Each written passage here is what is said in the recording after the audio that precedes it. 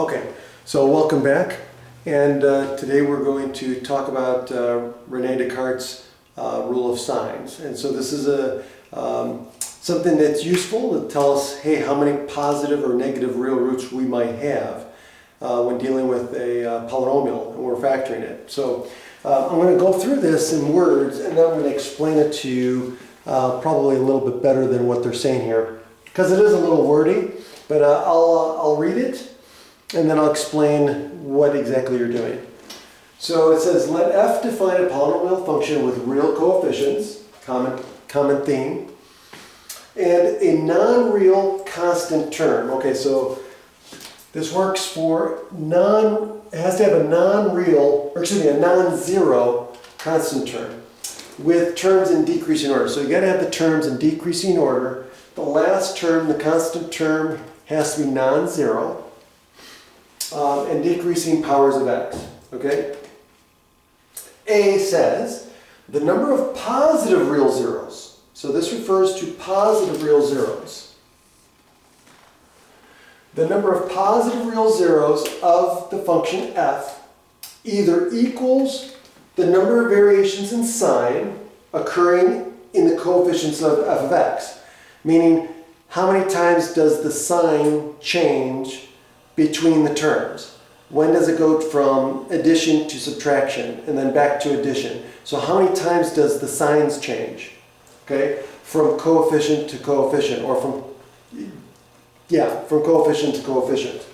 Okay, so what it's saying is it's either equal to the number of variations in sign occurring to the coefficients of f of x, or it could be less than that number by an even positive even integer. Okay? So again, for the number of positive real zeros, we're going to look at the number of sign changes between the terms, and that means that the number of positive real zeros is either going to be equal to that number, or it could be some number less than by a positive even integer. Okay, for example, if the number of sign changes turns out to be 4, then that would mean that there would be either 4 positive real roots, or it could be 2 positive real roots, or none. So see how we did that? I went down by 2 each time. Okay. Okay, B says, okay, what about the negative real? What about negative?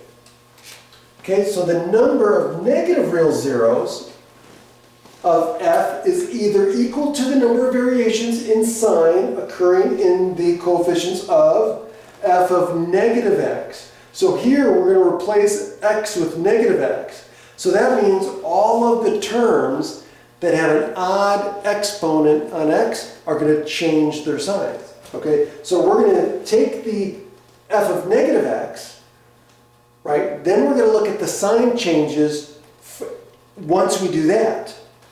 And so the number of sign changes will be equal to the number of, let me rephrase that. The number of negative real zeros will equal to the number of sign changes of f of negative x, or it'll be something less than that by another. It's going to be an even, positive even integer. Okay, so that means, okay.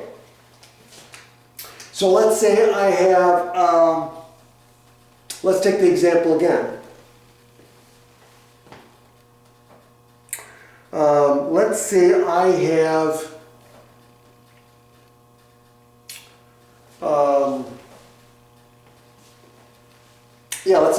let's say I have 4 changes again, right? So let's say I evaluate f of negative x, and I come with a 4.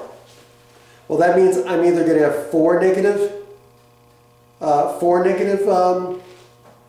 zeros, 2 negative zeros, or no negative zeros. What if it's an odd number? What if I end up with like 5 sign changes? Well, that means that I could end up with 5, right? So here,